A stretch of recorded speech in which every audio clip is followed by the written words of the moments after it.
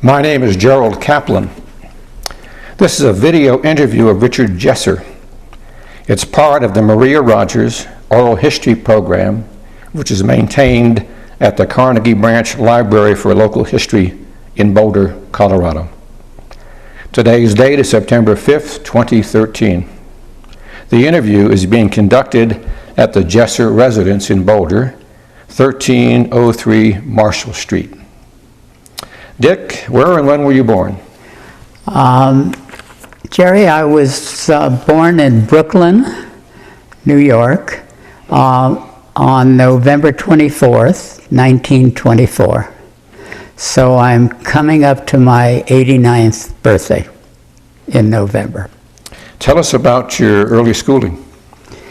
I went to a public school, PS 107, in Brooklyn until about 1932, as I recall.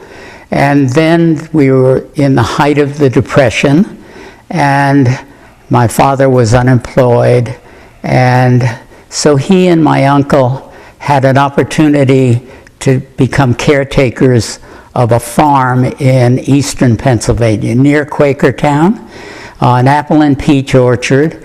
And so we moved out to the farm, and I continued my schooling in a one-room country schoolhouse where the teacher was of Pennsylvania Dutch origin. And I actually graduated elementary school from that one-room country schoolhouse. After that, I did a year at Quakertown High School, and then the family moved back to New York. Did you continue your schooling there? I continued schooling in New York. My parents were worried that I wasn't getting a proper education at Quakertown, so they wanted to return to New York. We moved into Upper Manhattan, and I went to George Washington High School.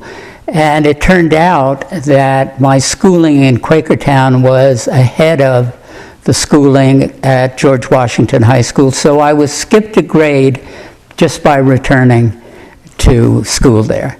I graduated from George Washington High School and had 2 years at City College of New York. And I was able to get there from uptown Manhattan to 137th Street just by taking the trolley downtown. And it was at City College in 1942 that I enlisted in the Marine Corps.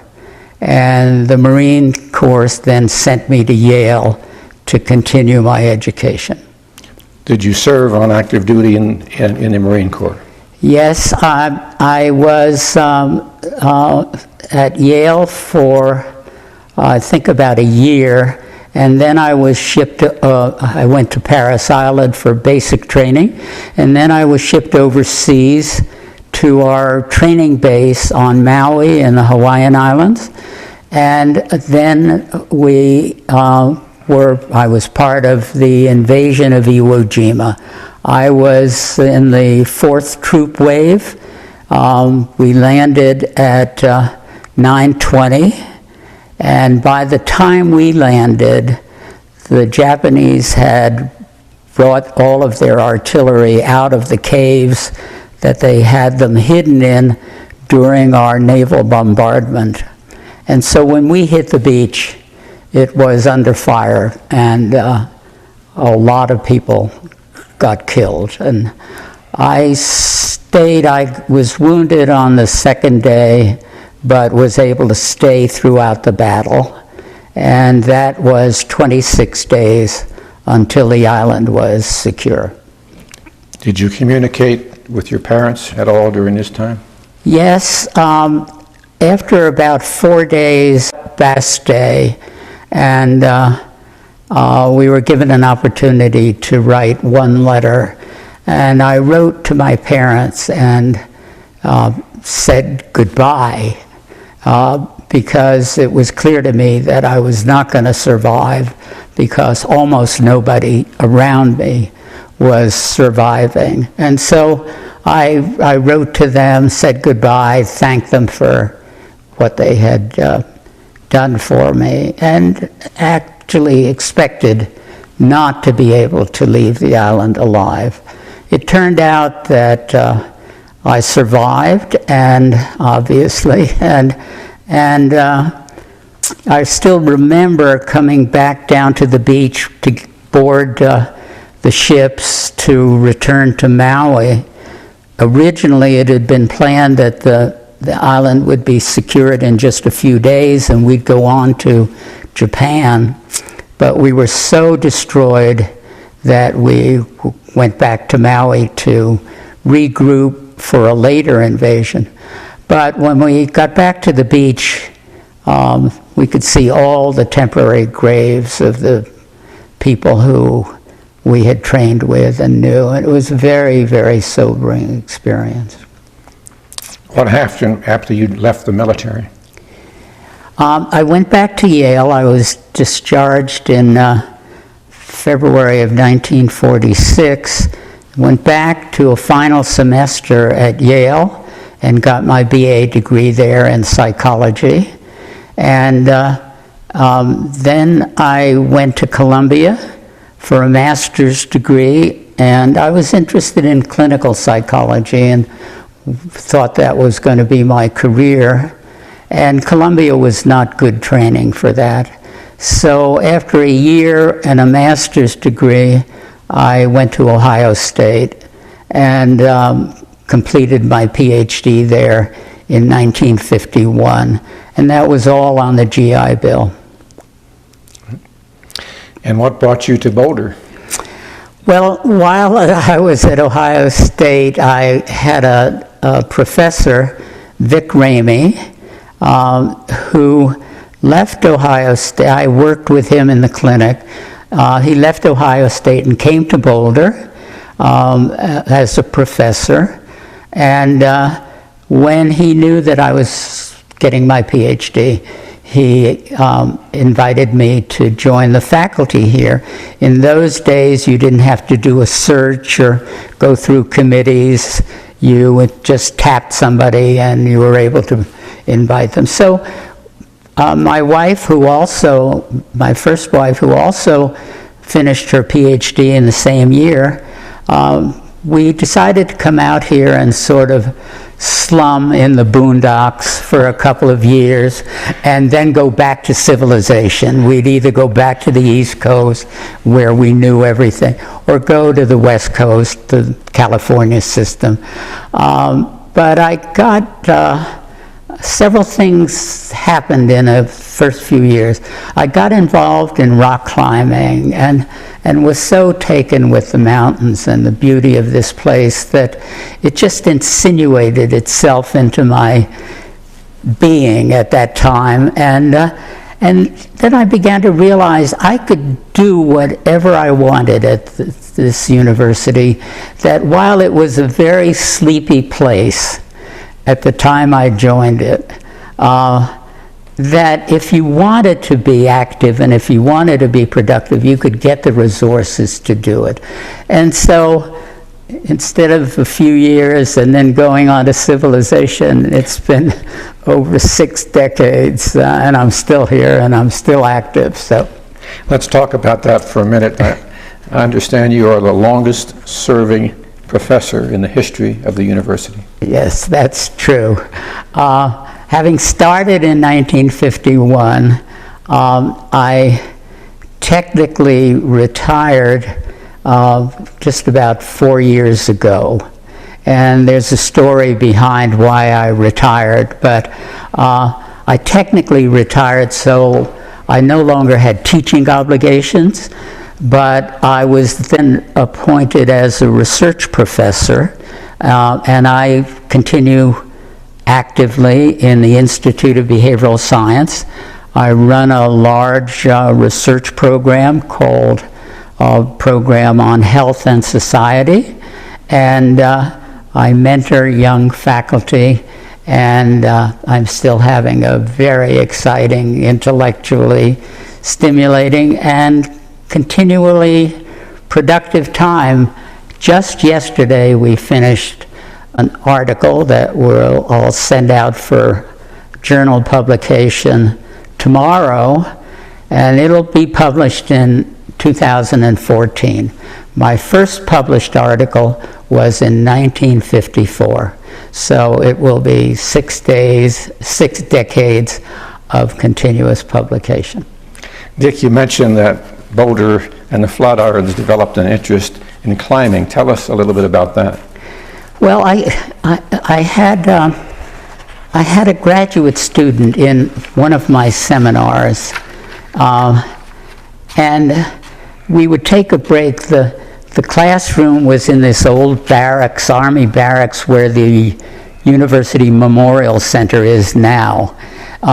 And so we would take a break. It was a 2-hour class, and we'd stand outside in what is now the plaza in front of UMC, and I'd look up at the Flatirons, and I one day said, you know, I just would love to climb those rocks.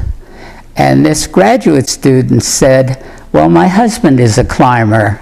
I'll get him to show you. So one day he came over to our house in the morning. We had set it up, and he said, let's go. This was Harvey Platts, and he's from the family that used to do Western States cutlery here in town. So it was a prominent family, and Harvey was a lovely guy. So he had a rope around his shoulder. And we took off and walked and went to the base of the third Flatiron. I had no training whatsoever. And so he said to me, tied me in, said to me, I'm going up there, and when I get up to a place where I'll stop, I'll bring you up. I looked up at that slope, and I was not quite sure about his intentions. It turned out that he brought me up to the first belay stance, and we climbed the third Flatiron and rappelled from there, and that was how I was trained as a climber, not like we do it today. And so that got me very excited, and so we did a lot of climbs together, including in the high country. We climbed Navajo Glacier and climbed the peak, and I did some climbing with Harold Walton, who is a well-known climber and professor of chemistry, was at the time in Boulder. With Harold, we climbed the Matron, one of the rocks on the Mesa Trail. Have you climbed in Europe? I've continued to climb. I've done a lot of climbing in Europe. I've climbed Mont Blanc and climbed the Matterhorn, and climbed in South America a good bit, in Bolivia, Ecuador, Peru, and climbed in Nepal. And I guess I've stopped high alpine mountaineering about 2005. The body began to protest a little too much. But I've continued rock climbing, and our group gets together in Joshua Tree in California every April, and we spend a long weekend climbing and drinking beer. Were you involved with the Rocky Mountain Rescue Group?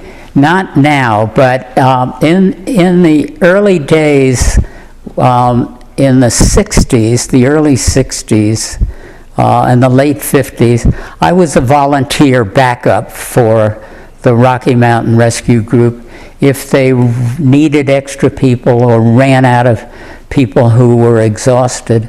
And there's an interesting experience there, because a couple of climbers had gone up in, I think it was September, late September, and had gotten caught in a storm in Rocky Mountain Park. They had gone from Bear Lake up to the Divide to Flat Top and Hallis Peak, and apparently got caught in a storm and decided to separate, and one named David Harrower decided to follow the same route that they had used for the ascent, and the other person went down along the divide and came down Andrews Glacier. Well, the person who came down the glacier showed up at the ranger station and reported his friend has gone the other way, and Dave Harrower was not found for several days, still was missing. And so I got a call one night, it must have been about 3 days after he was missing, and we were asked then to go up and rappel from the summit of Hallett's Peak into the chimneys. The assumption was, since he hadn't been found, that he had walked off the peak and his body was in one of the chimneys. So we started out this morning going up the Flat Top Trail from Bear Lake, and we got up a considerable distance, and somebody came out from the side and said, it must have been another searcher or a tourist, and said, there are some strange tracks in there. You should come look. So we radioed down and got permission to go investigate the tracks. It was a group of us. So we went off trail, we came into a clearing, and there were footprints. Many had melted because the sun had been out for a few days, but you could see the tracks, and they were going uphill, and I remember this vividly. Came to a large boulder, and clearly the person went up over the boulder instead of going around the boulder. So we realized this must be somebody who had been compromised severely in his thinking. And so we thought, we got radioed, got permission to follow the tracks, and you know, I still remember we were walking uphill, and I came to a shrub, and there was a green sweatshirt underneath the shrub. And so we radioed back in, and it was his sweatshirt. So we knew that we were on his trail. And then I just found myself running uphill because it was a matter of, we knew there was going to be a body. And we found another piece of clothing, and then I emerged. I happened to be ahead of most of the others, and I emerged from some trees and was on a little bench, and I looked down, and there was a body at the bottom of the slope, and I could see that it had healed its way down. There was a track from where I was standing. And as I was looking at the body, I was just transfixed. And then I saw the knees. It was lying on its back, and I saw the knees open and close, and I thought the wind was blowing the corpse's knees, and then I realized that didn't make sense. So I screamed, and we all ran down, and it was indeed Dave Harrower, and he was unconscious. He was in a t-shirt. He had stripped his clothing. And so we took off our parkas, we covered him, we heated rocks and put them on.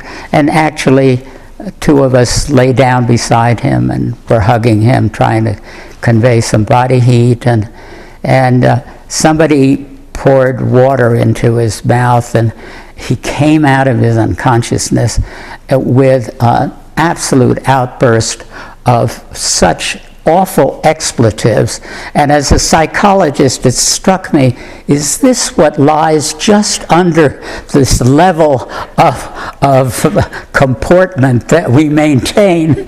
And so anyway, the end of the story, the doctor came up, a woman doctor from Estes Park, reached us, and she said his temperature was in the mid-80s, his body temperature, and that he would not have survived much longer. And so she gave him some injections. We carried him out to a wheeled stretcher on the trail and brought him down. His father had flown out from the Midwest and was there. So we put him in an ambulance, and he went to Colorado General at the university in Denver, and apparently recovered completely. That was just when they had learned to immerse people in water about 105 degrees as a way of warming the body. And so he's covered, I read articles about him climbing in the Black Canyon of the Gunnison and so on. But what's really interesting in that story is that a couple of decades later, I've had no contact with David, but a friend of mine, the father of a son that I climbed with, Dale Johnson, an eminent rock climber in his own right, was visiting our house, and we were talking, and I told him this story, and he said, "Oh, Dave Harrower is a friend of mine." And so he had us up to dinner with this man who I had discovered unconscious decades earlier, and we had the most wonderful time of sharing the story. He didn't know some of the details, and his wife didn't know that he had that language. Yes, somewhat cloistered from him. But Dick, let's talk about your academic history at the University of Colorado.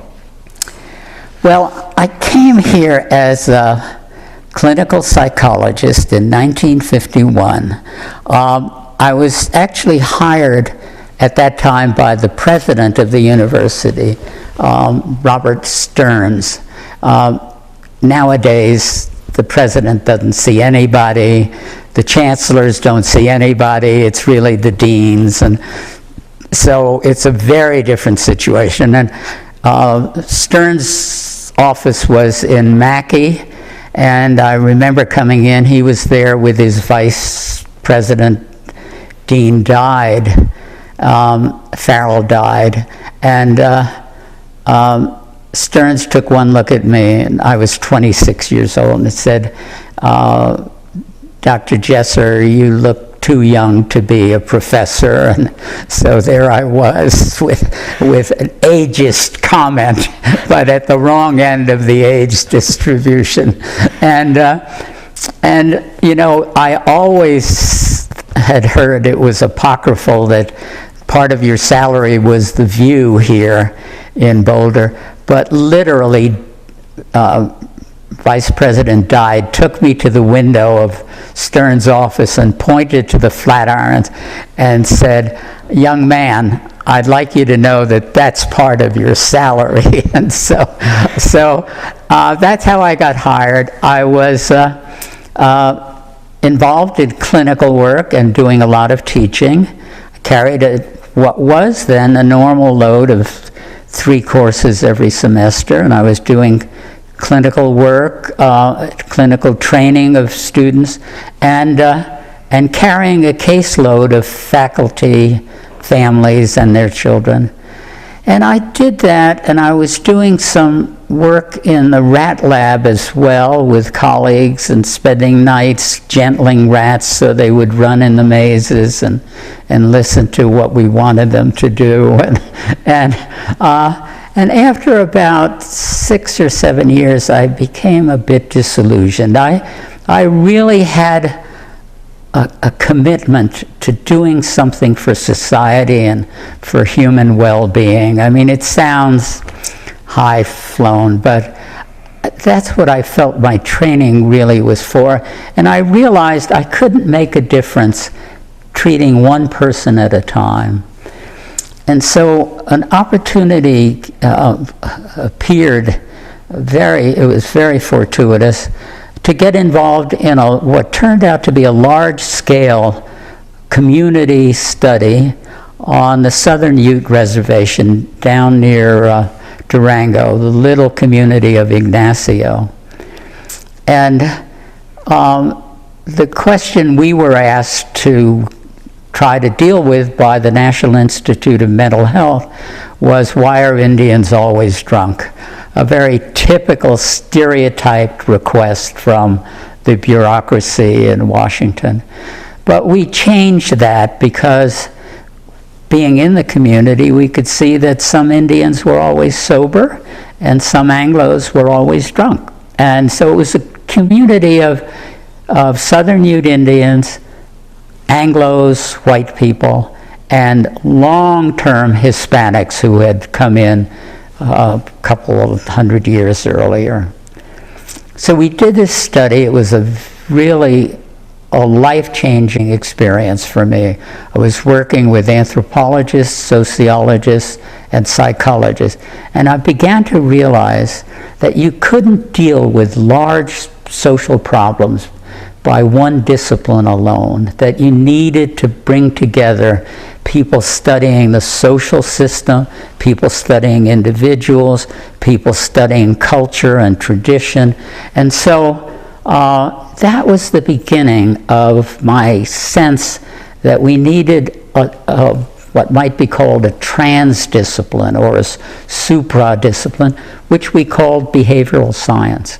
And so I became then very interested in establishing a way of getting outside of my own discipline and doing behavioral science. And that led to the establishment of the Institute of Behavioral Science, to which the rest of my life, academic life, has largely been devoted.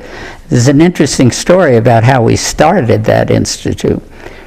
As I was saying, a number of us on the faculty were coming to the same sense that we needed to bring the disciplines together and arrange them in such a way that we had a more fundamental grasp on important social problems. So another colleague and I wanted to see the president. It was still, things got done by going to the president, not by going to some assistant dean in those days. So we made an appointment, and then the president at that time was Ward Darley, a physician, and Ward lived in Koenig Alumni Center now, but that was the president's house. So we arrived there, and the receptionist said, the president is ill, but he said he would see you, and he's upstairs in bed in his bedroom, so you can go right up. So we go up, and here we are standing by the side of the president of the University of Colorado, in bed ill. And he says to us, "What do you boys want?" We're standing there, and we both began our explanations about why we were there and what we wanted to do. And the wonderful thing about it is that when we got through with our explanations, he said, "Sounds like a good idea, go ahead and do it." And so there again, the lack of bureaucracy just struck me, and how we could get things done if we really wanted to. And so that was 1957, where we established the Institute. We got our first director, I think, from outside, a sociologist named Ozzie Simmons, a distinguished sociologist. And then we got our first building in 1962. We took over the old church right next to, on the north side of where Starbucks is now at University and Broadway. And that was the Institute of Behavioral Science building in 1962. And then we expanded and kept adding new buildings until we had about a dozen buildings, almost all of the old Grandview, a couple on 28th Street. And then just a couple years ago, we built our new Institute of Behavioral Science building at Grandview and 15th Street. So the whole thrust, after being involved in what was called the Tri-Ethnic Project in Ignacio, the whole thrust of my life then continued in that direction with large-scale research projects on important social problems that have taken me to China, to Egypt, to Kenya, collecting data and writing articles and writing books. Tell us about the funding for the creation of what is now the Behavioral Institute building. All the funding, essentially all the funding is extramural. People who are in there have to get their own research grants, and I to do the triethnic project, and from then on, all the projects, we had to get funding from either one of the institutes in Washington or a foundation like MacArthur Foundation or the William T. Grant Foundation. And so over the years, I've brought several $1 million to the campus. Actually, when I was asked to direct the MacArthur Foundation Research Network, a check came to the university for $3 million, and for me to work with my colleagues in organizing a whole program of research across the United States. So I've brought in a fair amount of money myself, but the Institute works on extramural funding, and we have essentially, beyond the core funding we get from the university, everything is funded extramurally. The new building was constructed when? The new building was finished in 2011, I believe. There's an interesting story there I can tell you. I had been, it's sort of like my life work, other than my scholarship, was to try to get a building built, because here we had all of these faculty from psychology, sociology, political science, geography, economics, history, scattered in all these little buildings. And the whole point of interdisciplinary work is to be able to work closely together and be collaborative and have interchange. And the structure of multiple buildings was compromising that. So I just pressed for years that we needed a building, and we were not getting very far. So another colleague and I arranged to go see Senator Salazar in Washington. This colleague had a wonderful, his name is Delbert Elliott. He's a key member of our institute. He had a very close relationship with Salazar when he was Attorney General here in Colorado. And they had traveled through the schools, and Del was engaged with the Columbine, subsequent Columbine consequences and so. And so we began to talk and say, could we get an earmark out of Congress to get our building kick-started with an earmark?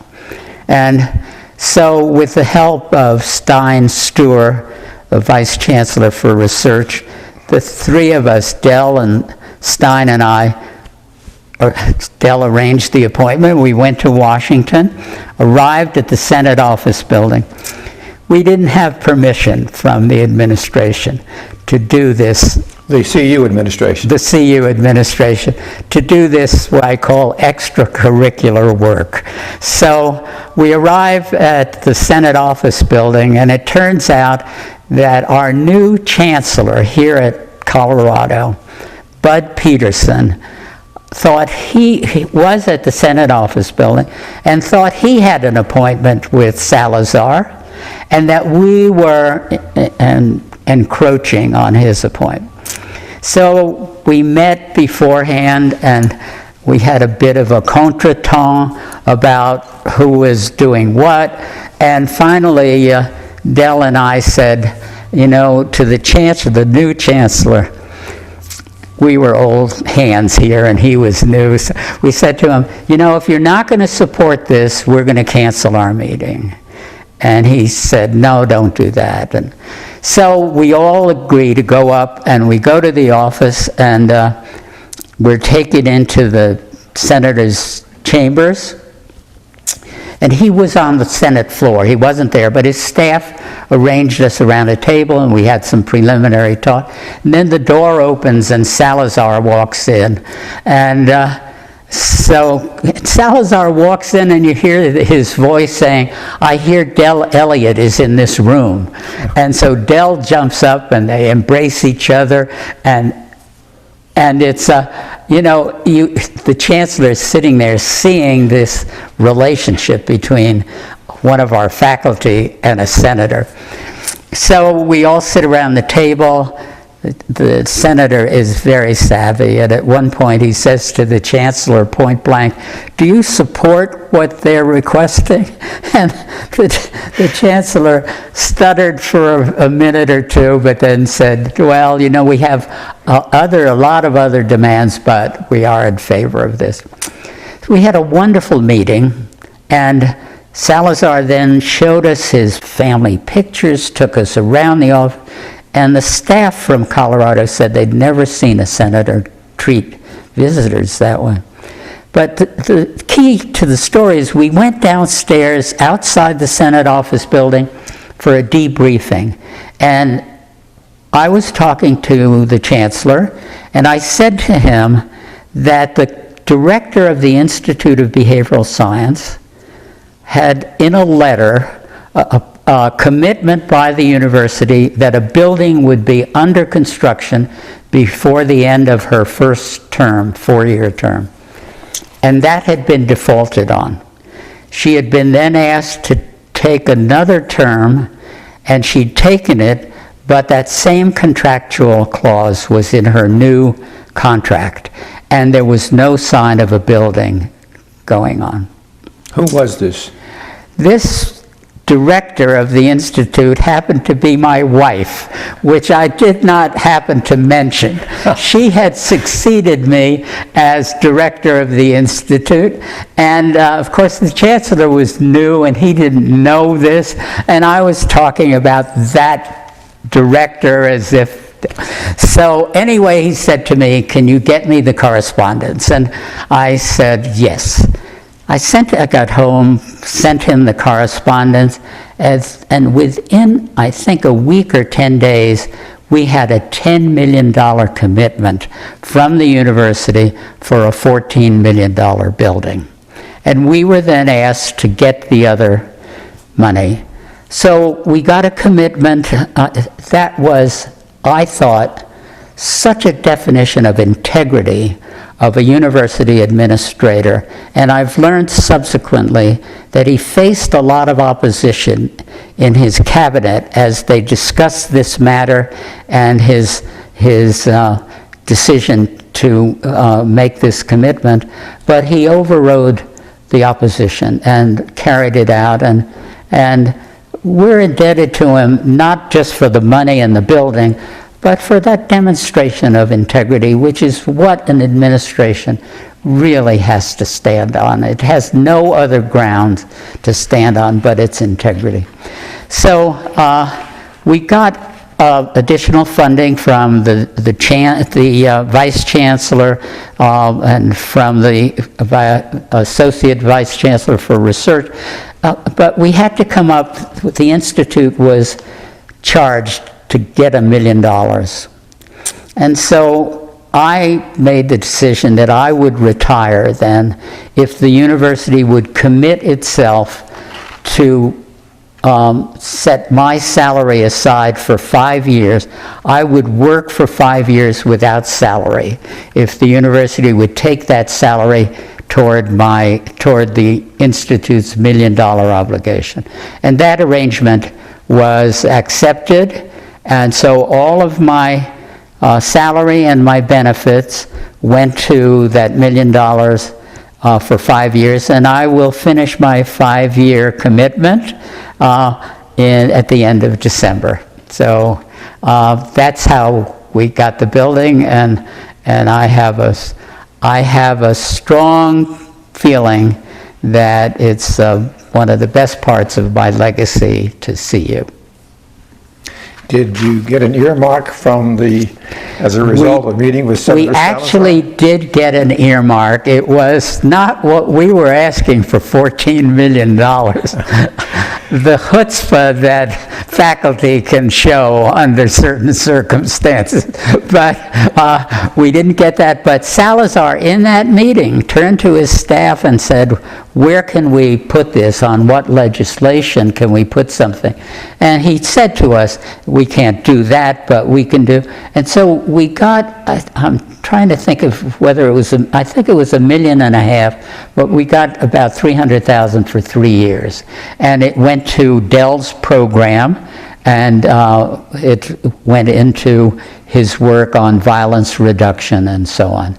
So it was a very successful meeting that was ill-fated at the beginning, but turned out to be a great success. What titles have you had during your tenure? Pardon me? What titles have you had during your tenure at CU? I came in as an assistant professor. I was promoted in 1956 to associate professor with tenure. And in 1961, I was promoted to a full professor. Incidentally, 2 of the regents at that time voted against promoting me, and a colleague, Howard Higman, who was chair of the sociology department. And they voted against, according to the Rocky Mountain News report of the regents meeting, because we were too liberal, I think was the term. Tell us that story.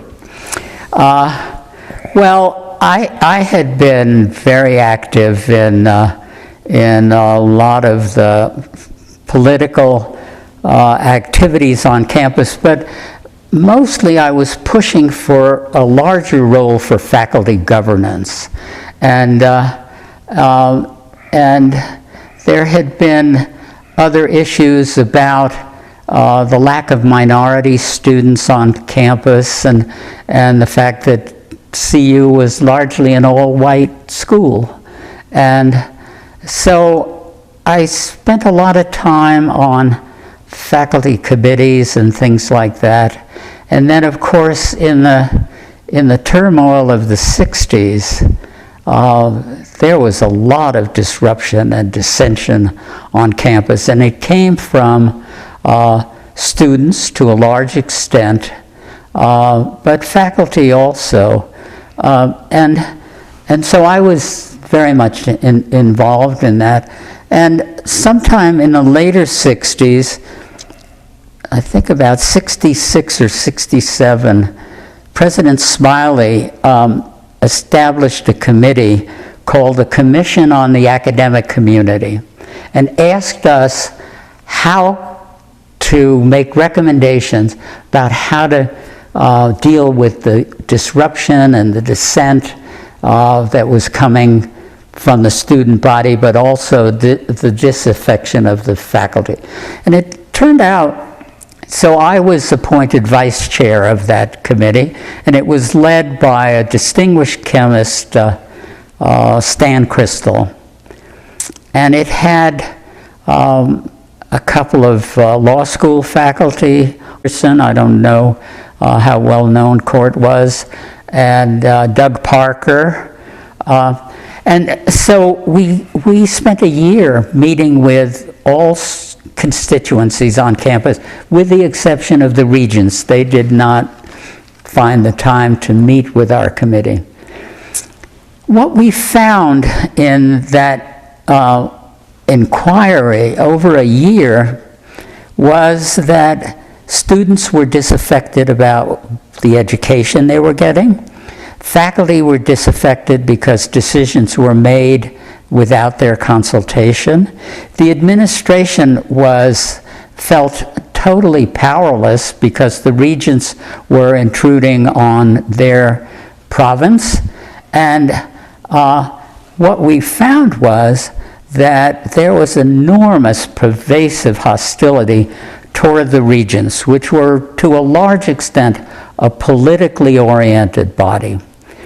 So I wrote the report for the commission, and I described, and as part of that, I pointed out that in many quarters, of the university community, the regents were seen as the enemy of the university. That's the phrase that I reported, which the whole committee unanimously adopted my report.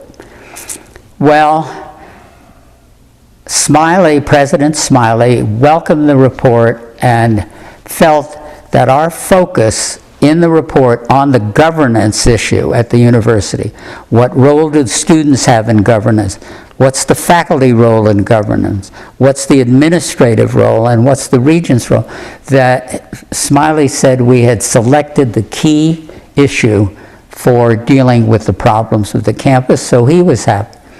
The regents did not positively, and I think I had to face at one point, subsequent to our report, sitting at a table where we were having a discussion after the report was done with some of the regents, and one of them, Joe Coors, a regent at the time, and a very right-wing individual, came over to me, towered over me, sitting at the table, shook his finger at me and said how destructive our report was and in terms of what we had said in there. And so I just shrugged and said, we're the messenger, and that's it. So that was one example of my involvement in university issues here on campus.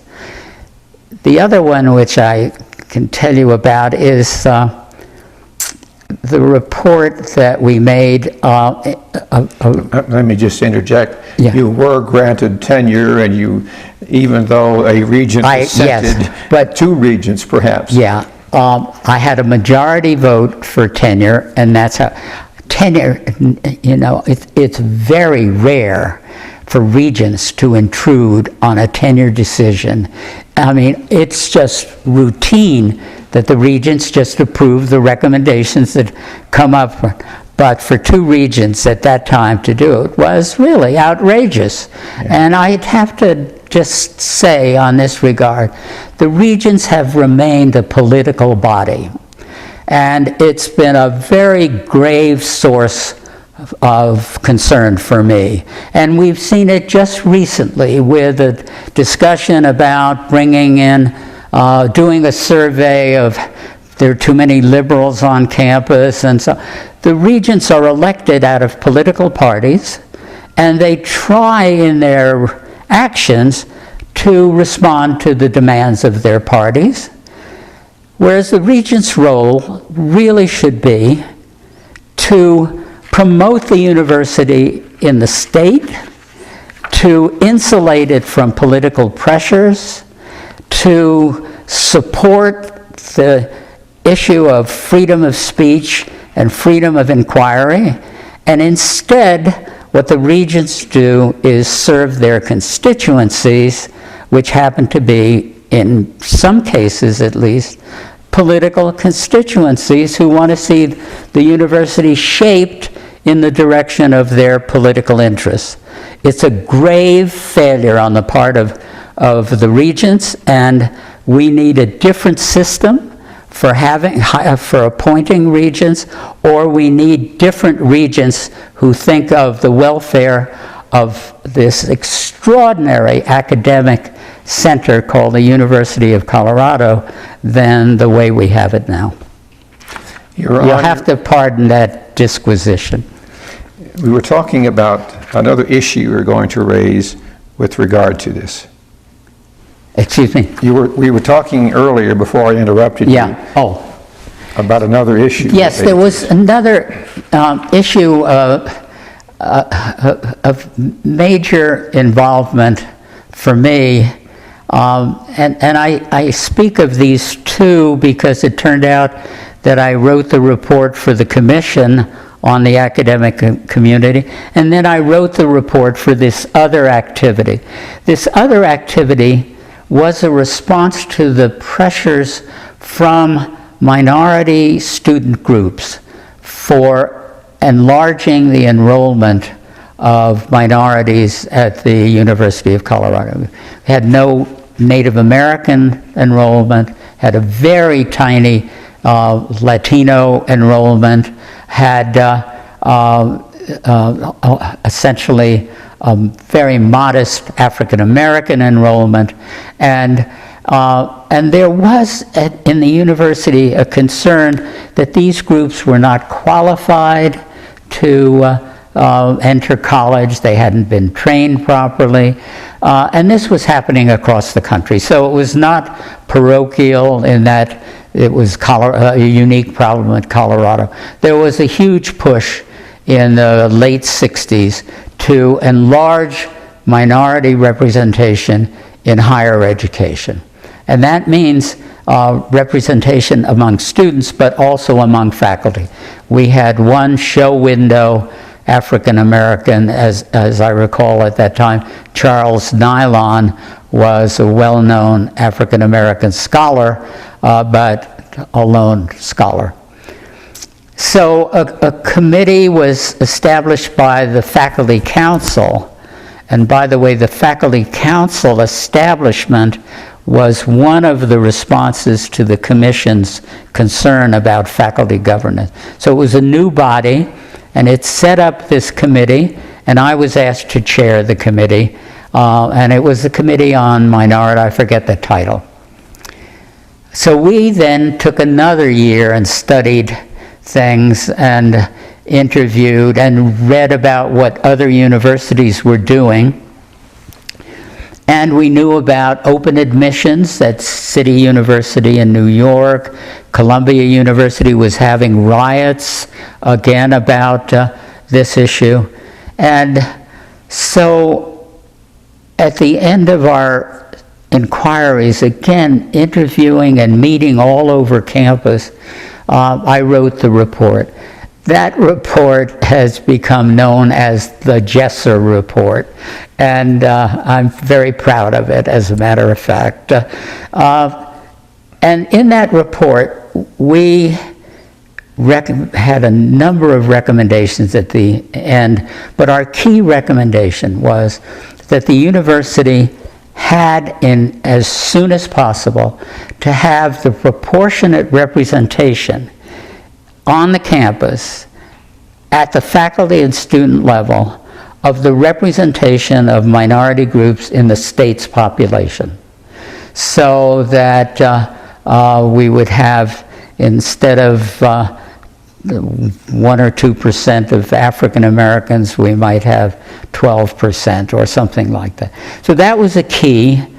We also raised every other issue. The fact that the community of Boulder was not welcoming to minority faculty, or there were no other minorities, so why would somebody come here rather than live in Denver where there was a minority community? So we talked about housing for minority faculty, and we talked about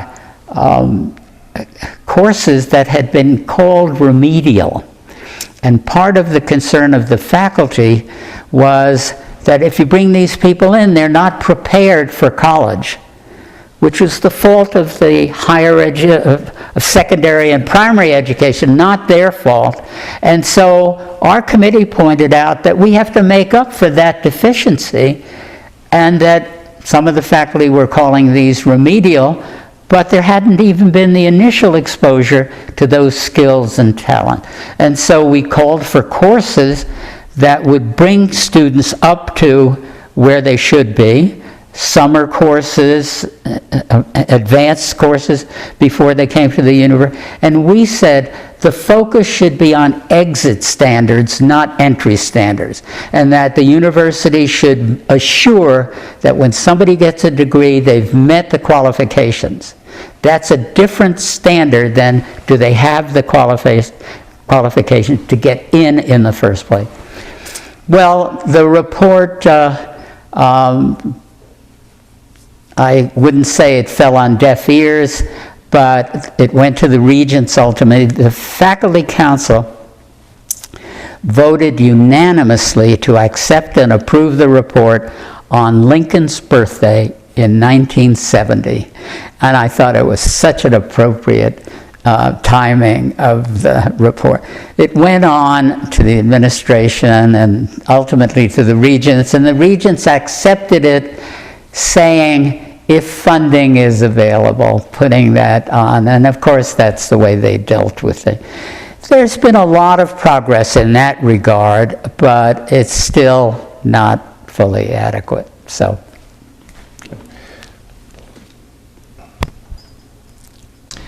Now, Dick, I want to have you.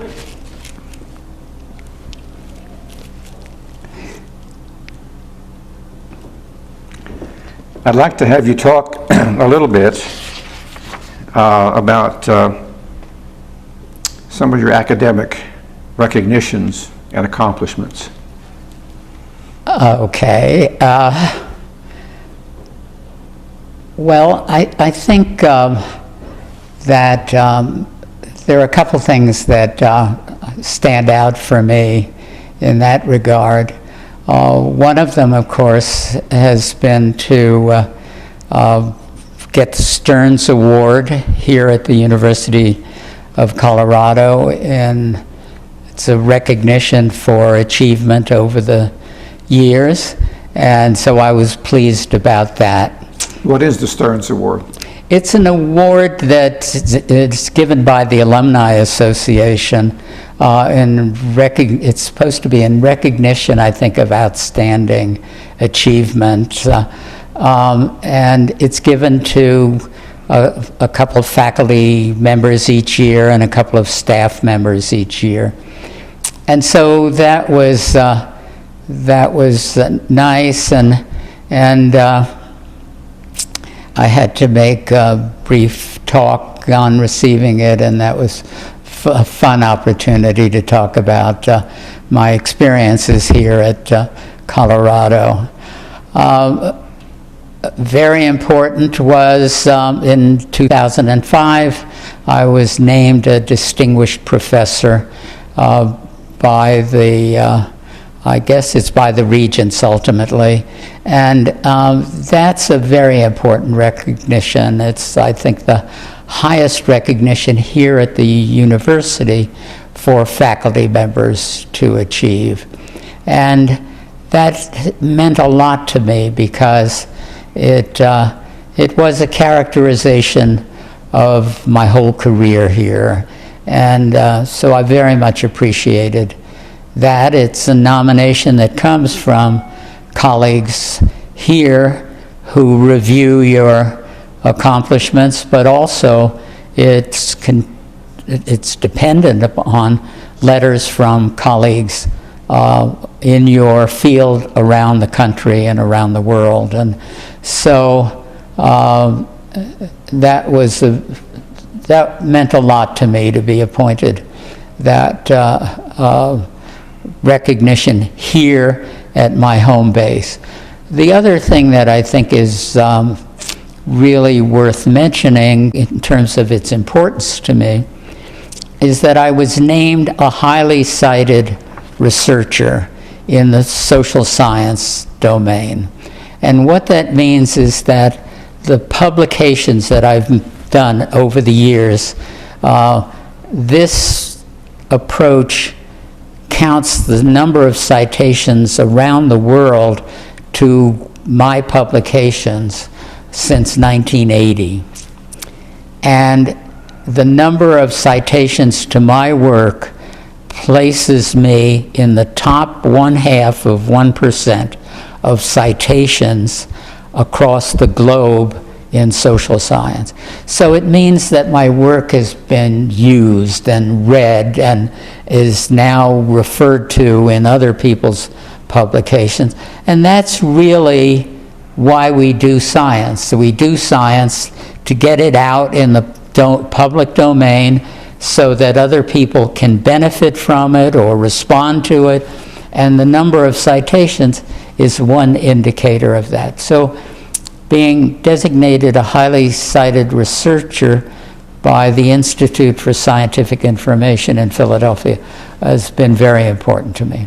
And one other thing I'll mention, because my work has been so focused on adolescent health and development. I received the Outstanding Achievement Award, I think it was in 2008 or 10, from the Society for Adolescent Medicine, a very important group of physicians and pediatricians who work with the lives of young people. And their recognition that the research that I've done has impacted their work, their daily work as physicians and pediatricians, is very important and meaningful for me. I know, having talked to you, that at one point you were featured in Look magazine. Tell us about that. That was an interesting and very fun experience. Apparently, back in 1959, Look magazine, one of the picture magazines that people would know about who were born very recently. It was Life magazine and Look magazine at the time. They were dominant picture magazines. Look decided to take on a series of stories about education in the United States, and one was focused on higher education, on college. And so a team of photographer and writer came to Colorado to do a story on what is a professor. That was the focus of the story to be. And they asked the administration to nominate a dozen or so faculty whose classes they could attend and decide on selecting someone to do the story about.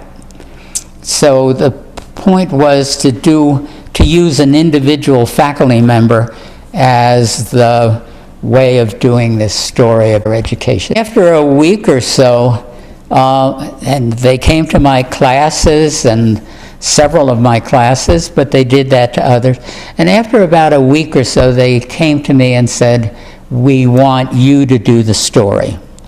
And I said I would not do that, because I was protecting my scientific virginity. I did not want to have it compromised by magazines, public magazines, and so on. And so they tried to persuade me. They said it would be well done and so on. And they were lovely people. I'll say a little more about them, but I refused.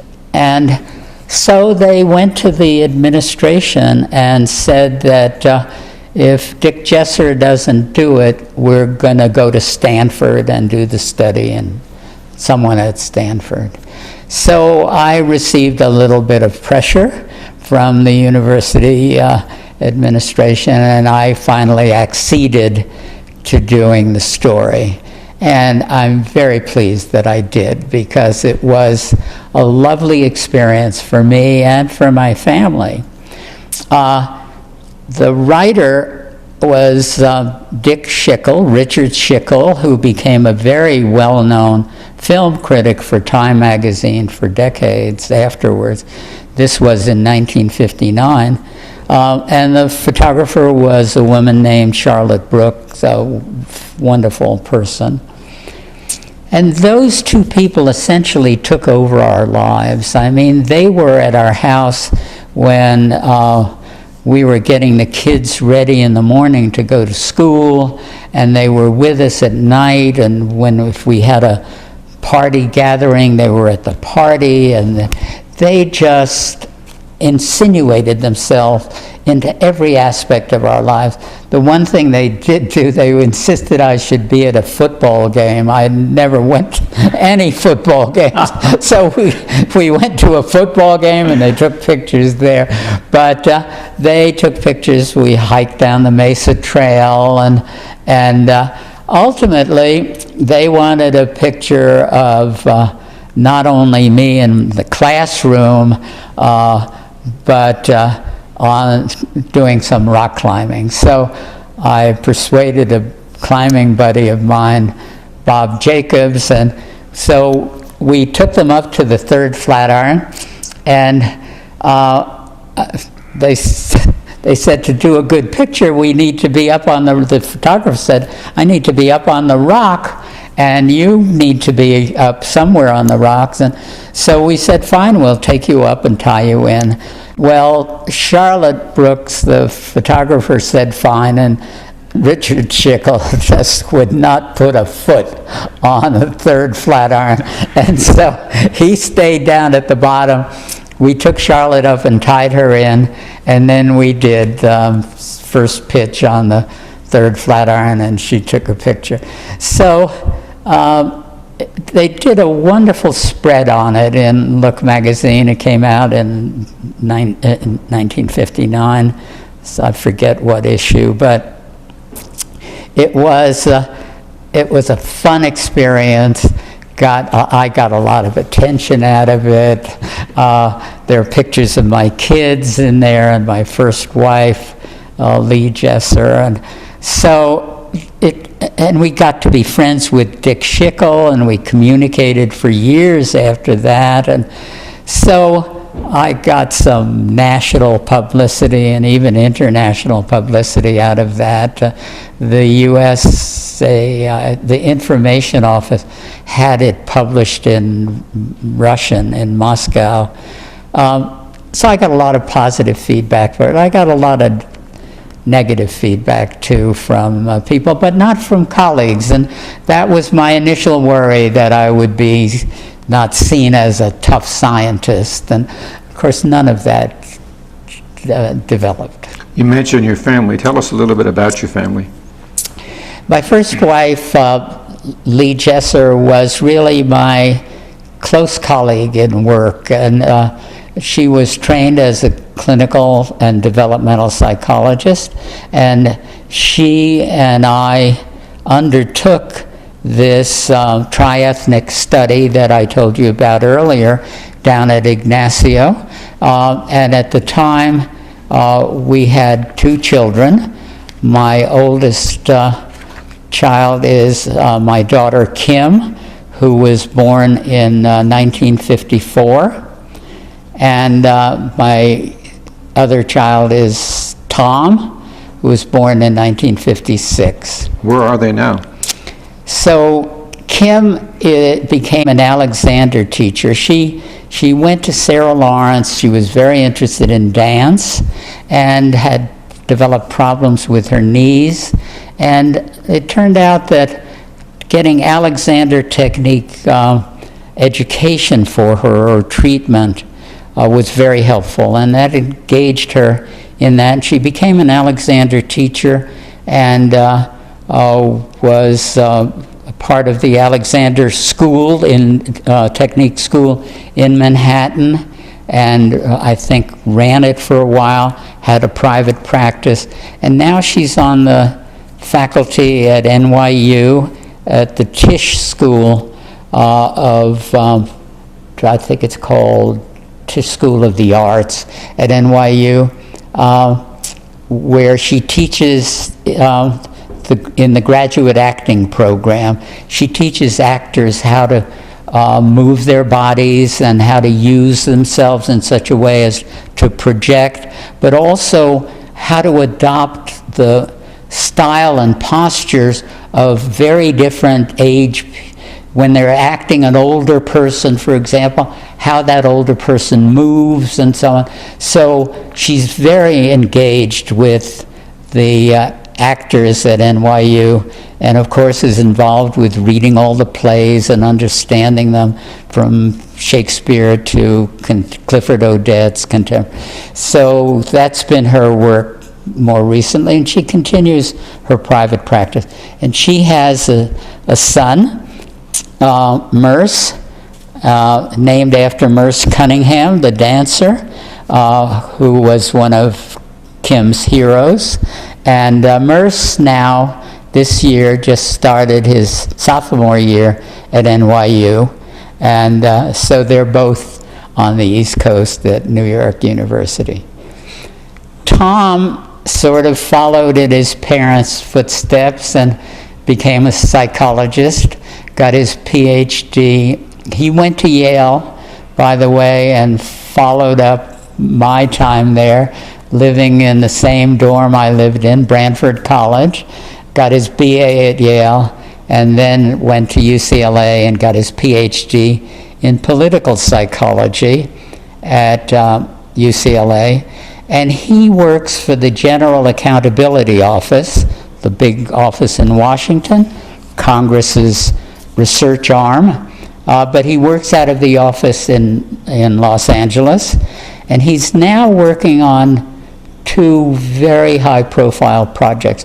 One is on voter suppression laws, which Congress has asked the General Accountability Office to determine the degree to which these legislative actions suppress the voting and suppress the voting of particular subgroups, minority subgroups. So that's one of them. He just did a report on how the overcrowding in the prisons and what needs to be done about that.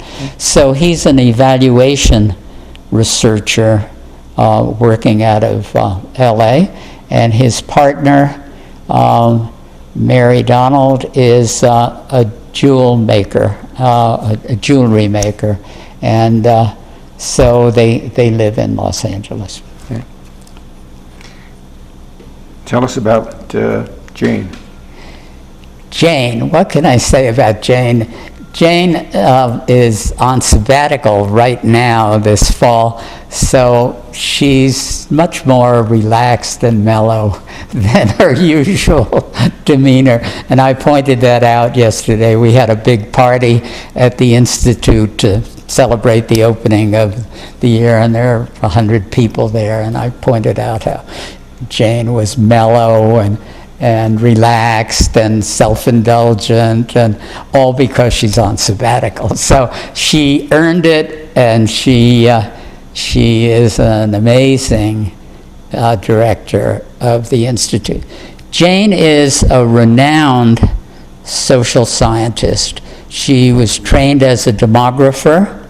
She works on, her field is mathematical demography.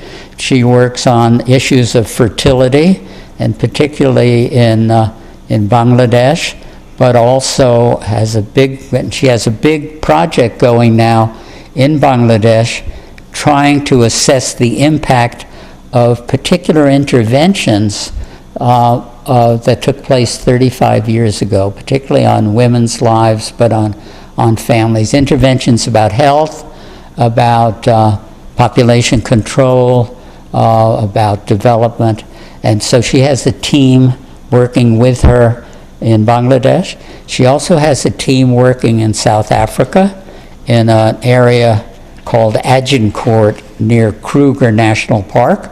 And they are doing really important work on the impact of AIDS and HIV on families and young people in rural South Africa. She became the director of the Institute of Behavioral Science when I stepped down.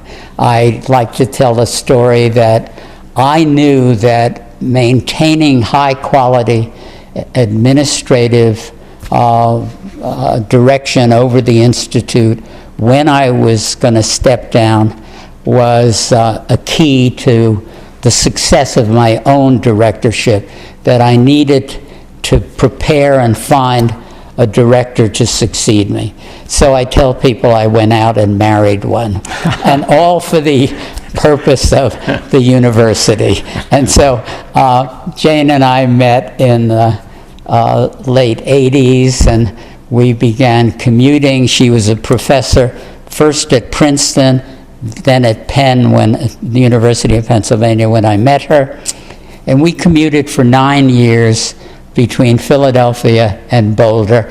And it was a very romantic relationship, the commute, because we'd get together and the time was so precious. It was really quite wonderful. And finally, a position opened here, and so she came, and then when I stepped down, everybody wanted her to be the director.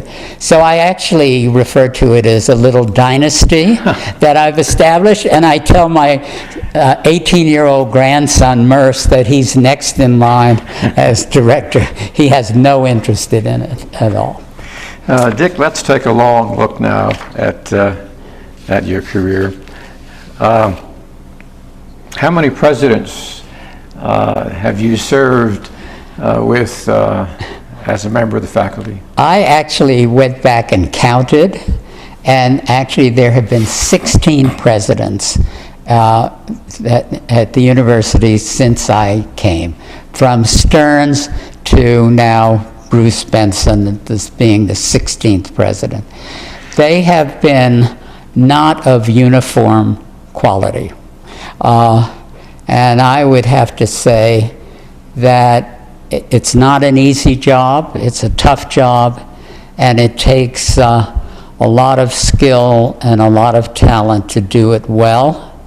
And some of the presidents did it well, and some were not up to what was required. If I look back, I'd say President Thiem was pretty much a disaster, and he came to faculty meetings slightly inebriated, and we should have known better before hiring him, because it was known where he... So that was unfortunate. Then we President Judith Albino, and she turned out to be a disaster. There was some real problem, and I'm finding it difficult to recover what the problem was, but she blindsided the faculty who had raised an issue with her. We were supposed to meet with her, and what she had arranged was to have the press at that meeting, and instead of working with us to deal with that issue, she just lectured at us. And so it created quite a crisis on campus, and she began to try to restore confidence in her. So she was having breakfast meetings with selected faculty, and I got invited to a breakfast meeting. There must have been 8 or 9 faculty at that meeting, and it was over in the it was over in the what was then the President's Building before they moved to Denver. And so we're sitting around at breakfast, and then she said something like she wanted to get things worked out, and so she asked people what they saw as the problems that we were facing. And so she went around the table, and some faculty said, well, we have parking problems, and we have, the usual kind of... And she got to me, and I said, President Albino, you've lost the credibility of the faculty, and there's no alternative for you but to resign. And there was a hush in the room. And I said, what I can tell you is that if you were to agree to resign at the end, announce that you were resigning at the end of the spring semester, I would do everything I could to work with the faculty to see that you could resign with a sense of integrity and leave the campus in good order. So she said, thank you, and went on to the next person. And then when the meeting was over, she asked me if I would meet with her for a few minutes in her office. So we go into her office, which is this big medieval room with dark shadows and this table. I felt I was back in the 15th century or something, and there's a sort of a ray of light coming down on the table. It was very dramatic, and she's sitting on one side and I'm sitting on the other. And so she said, Dick, what could you do to make this happen? And I said, well, I laid out how I would work with the faculty and do what I could. And she said, well, could you do that? And then we could talk about whether I should resign or not. And I said, no, I wouldn't do it unless you were to announce that you were going to resign. And she said, well, I can't do that. And that was the end. And of course, she left shortly, it must have been either that year anyway, I think at the request of the regents. So you have examples there of behavior on the part of presidents which undermine the trust that faculty have in the administration, and so it's very unfortunate.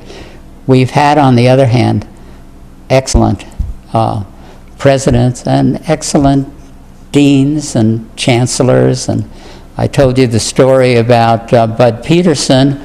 I've had deans, and I'll tell you one story about one of them.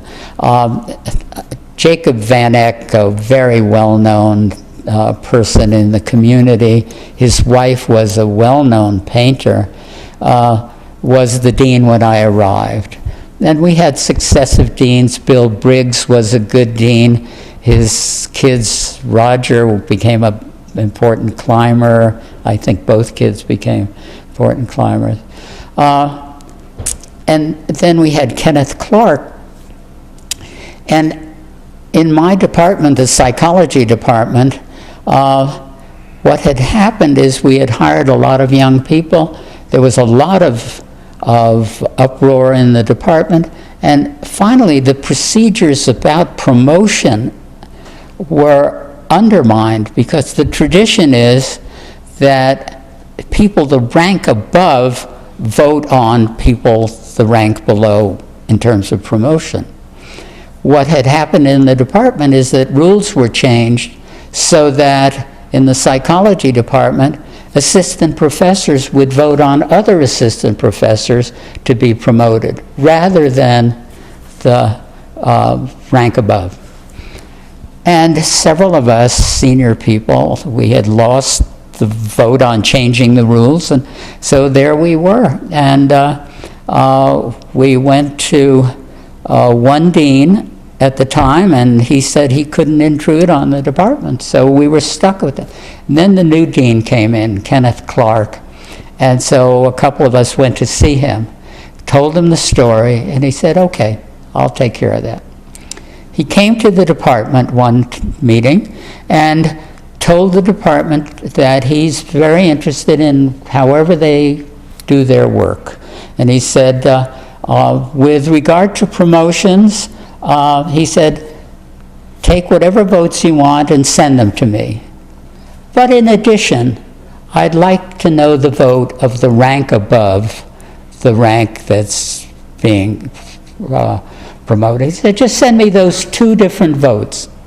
And that was the end of it. Of course, the only vote he paid attention to.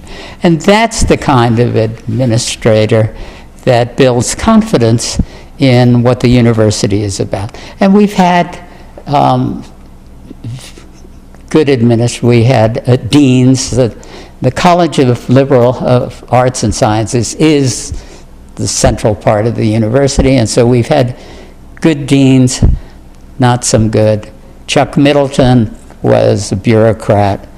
Peter Spear, a man of huge integrity, and you get this variation. Faculty can see it quickly, and so you either have a good regime or you have problems. Looking back on your career, what are the satisfactions that you've achieved or felt as a result of your experience at the university?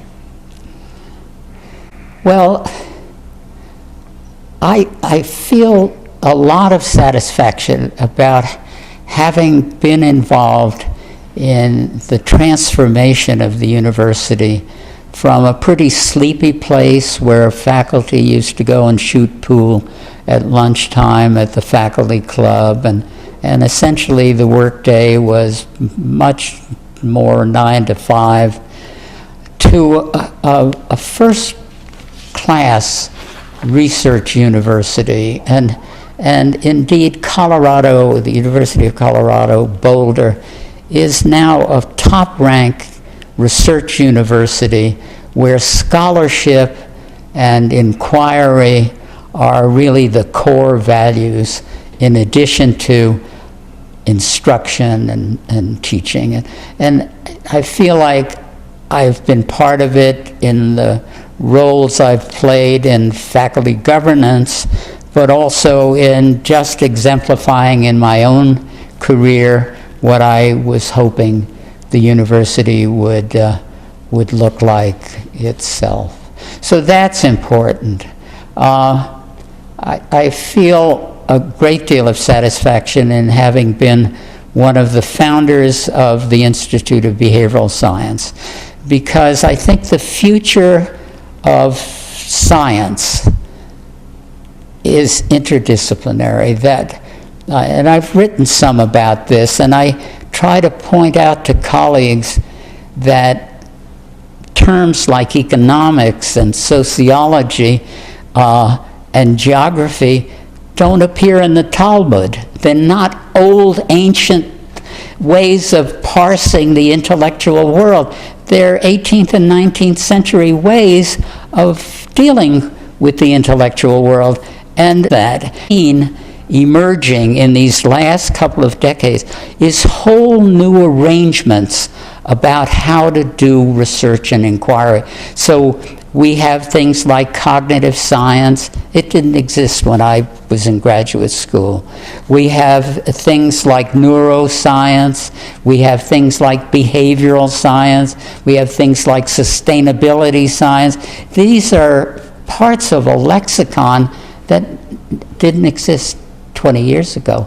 So academia is changing, and a lot of the leadership in that change is lodged in institutes, which were institutional organizations outside of a department and transcending what a department was about.